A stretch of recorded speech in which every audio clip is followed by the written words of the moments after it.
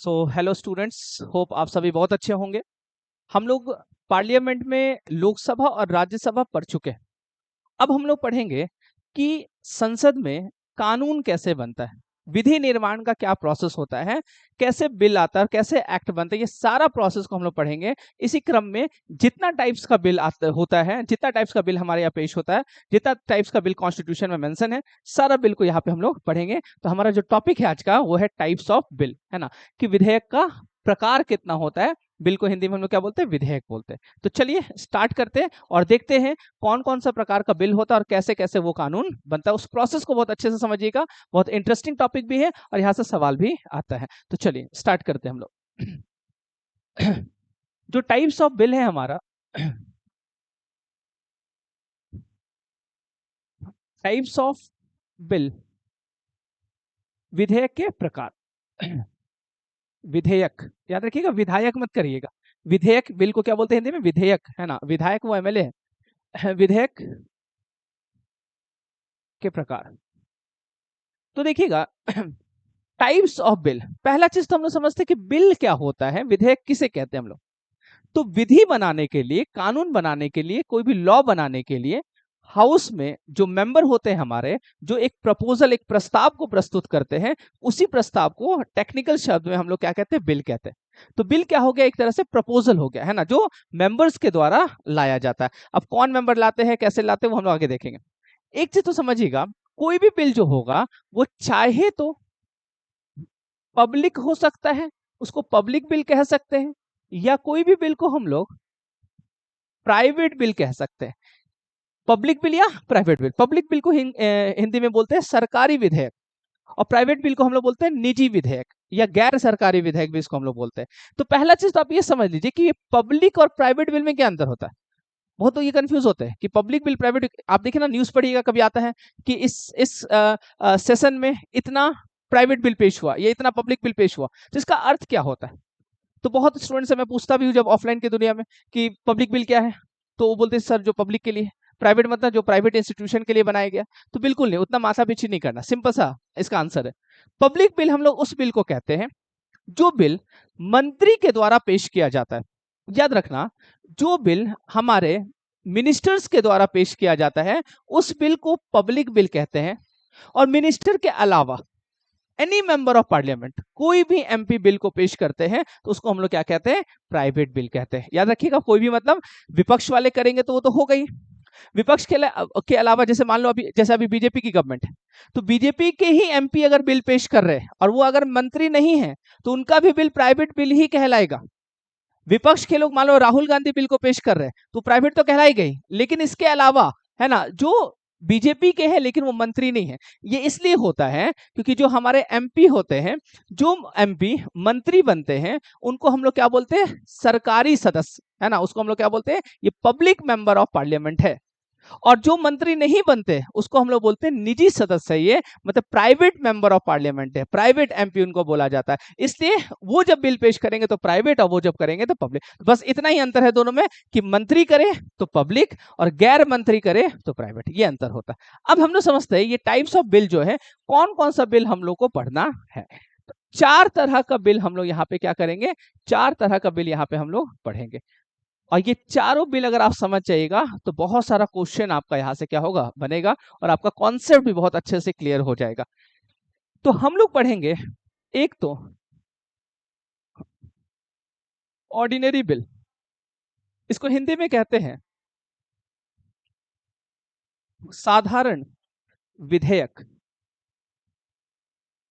Ordinary bill या साधारण विधेयक। एक होता है कॉन्स्टिट्यूशन, कॉन्स्टिट्यूशन अमेंडमेंट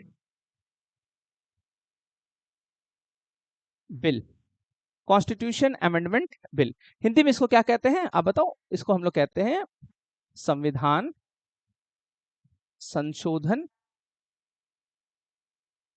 विधेयक। संविधान संशोधन विधेयक। एक बिल हम लोग पढ़ेंगे, उसको हम लोग कहते हैं मनी बिल।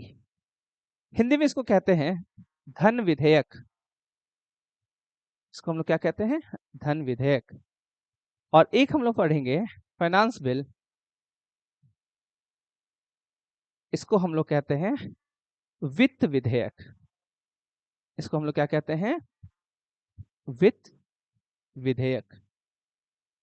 तो एक तो हम लोग पढ़ेंगे ये 4 प्रकार का बिल, जितना भी कानून भारत में बनता है वो इसी चारों में बनता है। हाँ, सबसे ज्यादा जो होता है वो ऑर्डिनरी बिल को ही क्या किया जाता है? पेश किया जाता है। सबसे ज्यादा कानून इसी से बनता है। जितना आप सामान्य कानून देखते हैं, साधारण कानून, उसी से बनता है।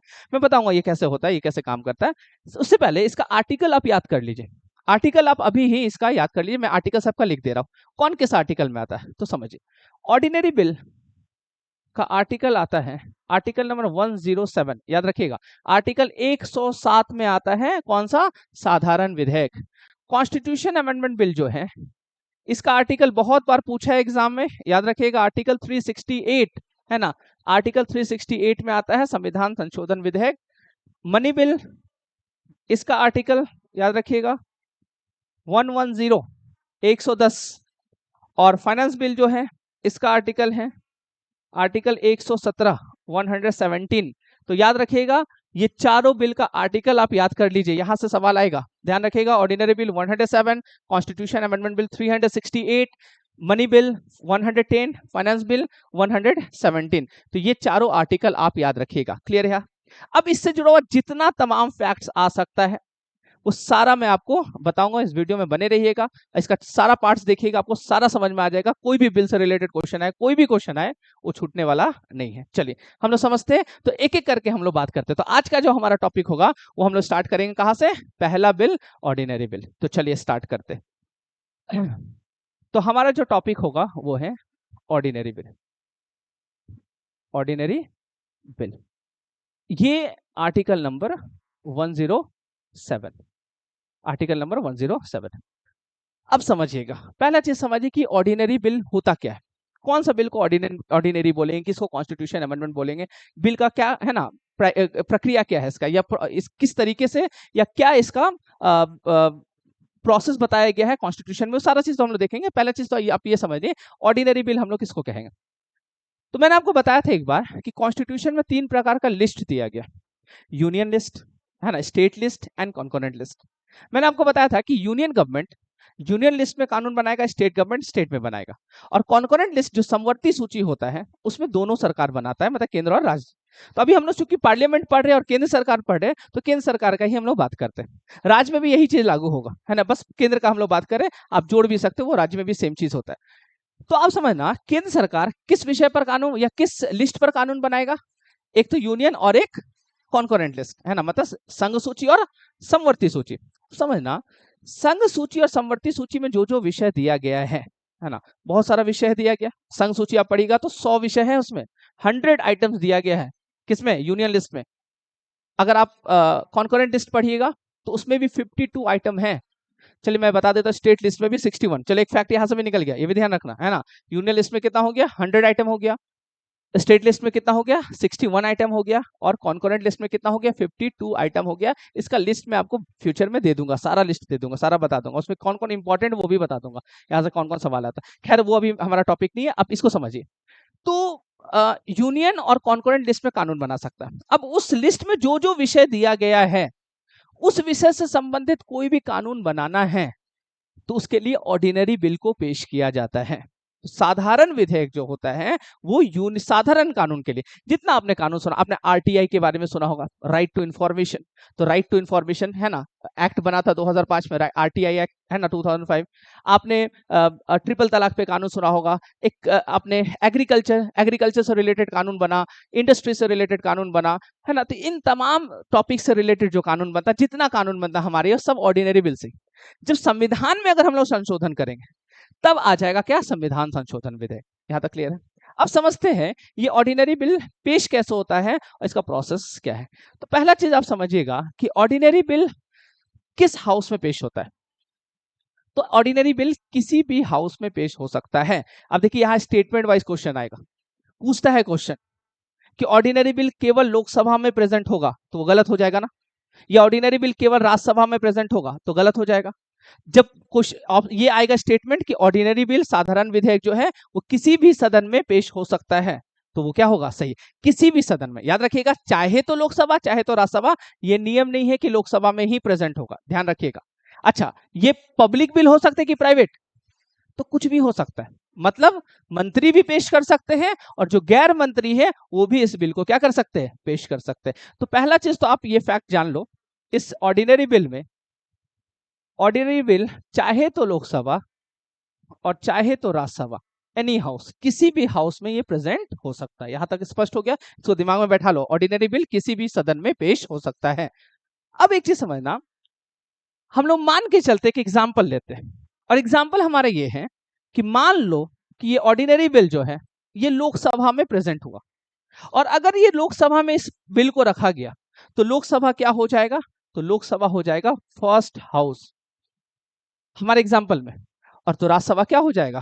Second house. ये समझ में आ रहा है? अगर बिल राज्यसभा में आता, अगर बिल राज्यसभा में आता तो इसको हम लोग क्या कहते हैं? First house. और उसके बाद क्या होगा? फिर लोकसभा जाएगा तो ये क्या हो जाएगा? Second house. समझ पा रहे हैं आप? है ना?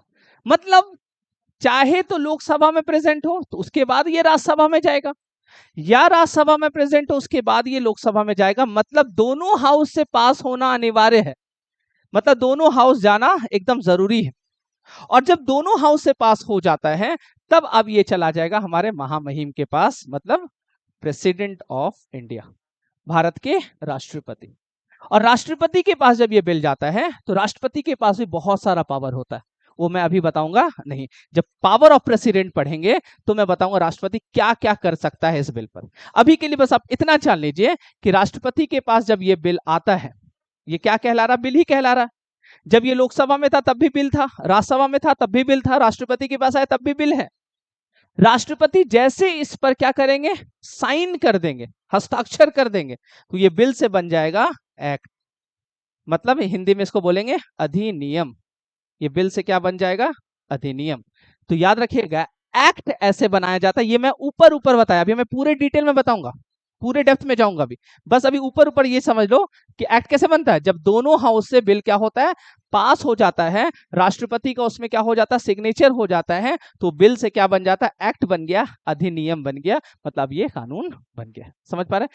तो पहले एक्ट बनता है कि फिर बिल आता है? ऐसा होता है क्या? नहीं, ये ऐसे भी स्टेटमेंट में क्वेश्चन आता है। नहीं, पहले क्या होगा? पहले बिल आएगा फिर एक्ट। पहले एक्ट फिर बिल थोड़ी होता है, पहले बिल और फिर क्या होता है? एक्ट। पहले विधेयक फिर अधिनियम। ये तो हो गया ऊपर ऊपर का बात।